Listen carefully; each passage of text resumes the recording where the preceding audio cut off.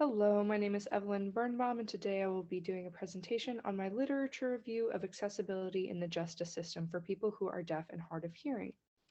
I do have to include a trigger warning that this will discuss violence and sexual assault, so please take care of yourself and step away if necessary.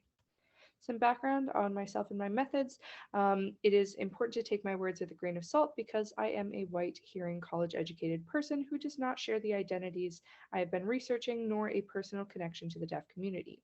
However, this topic has been a focus of mine for over a year when I did a research project in my American Sign Language class, and I began looking at legislation and the mechanics of the system that provided people with accommodations, mostly interpretation services at that point.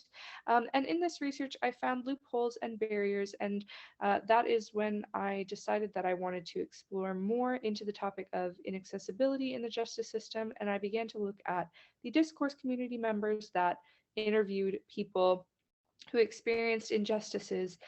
And in doing this research, one particular aspect stood out to me, and that was violence within the justice system, both in the more judicial part of the system and then in the correctional system. But firstly, there is some aspect of symbolic violence during in the judicial system during the arrest, trial, and sentencing processes because of the disparity in agency between the government officials and the deaf and hard of hearing defendant, DHH defendant. The defendant may not be given the agency to choose which accommodation is effective for them and not be able to properly defend themselves during their trial. James Ridgway introduces an older example of a deaf defendant being given hearing aids who was ignored when he tried to explain to the judge that the hearing aids wouldn't be effective because he was fully deaf. Lauren Oberheim discusses the ways in which trials can be a hostile environment for any victim of rape, but that the language and accessibility barriers for people who are deaf or hard of hearing can further isolate and invalidate their experiences and even call into question their credibility. She specifically focuses on poor interpretation and the jury's prejudice and assumption that deaf people are a monolith who know some English, know American Sign Language, know how to lip read, and also use the same nonverbal responses that hearing people use within conversation. Deirdre Smith contributes to this discourse by adding that ASL incorporates many nonverbal behaviors that have different connotations to hearing people, such as how nodding does not necessarily indicate agreement or approval, but rather that someone is paying attention. These differences can affect the juror's evaluation of a deaf person's credibility or criminal responsibility. Another recurring point from the field is the malpractice of interpreters who, with good intentions, illegally act as legal counsel and urge the defendants to plead guilty rather than take the lengthy process of appeals.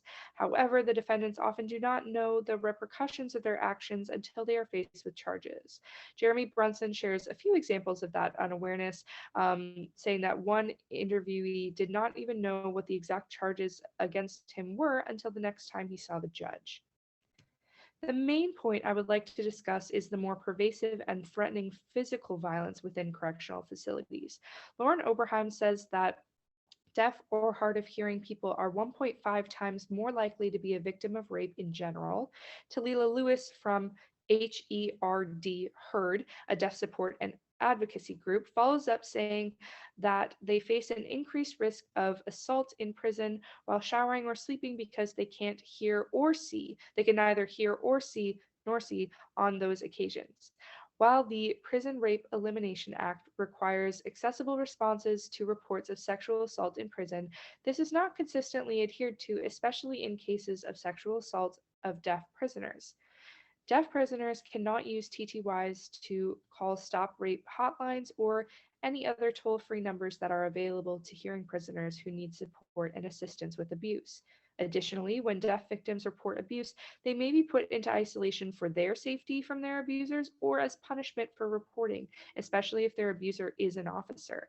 This is then isolation within isolation because physical separation is added to the language barrier. And it is because of that that many deaf prisoners experience prolonged communication deprivation that leads to mental health conditions and loss of ability to socialize and communicate with anyone in any language.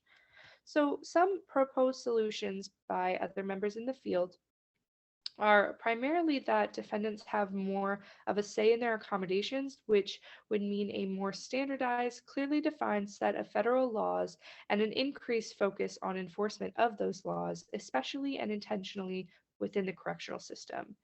Secondly, it is crucial that more people get educated about the issue of inaccessibility and systematic oppression within the judicial system because there are so many other issues linked to the correctional system that the issue of inaccessibility and violence against people who are deaf or hard of hearing becomes minimized and disregarded.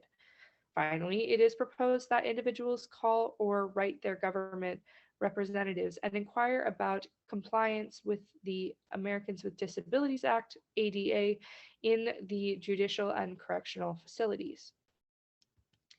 My conclusion here is not in contrast with the specific solutions proposed, but rather in friction because it is a dialectic.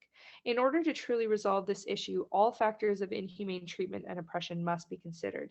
If we target problems individually, for example, solely focusing on the interpretation issues during trial proceedings, we are perpetuating the hierarchy of oppressions by selecting which is more important to address first, and we are not solving the entire issue, which is the systemic and systematic oppression that leads people into and through the judicial system.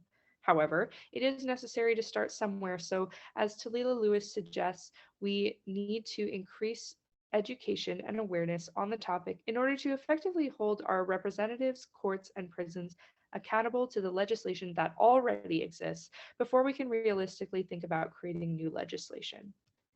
Thank you for your time, and I look forward to answering your questions.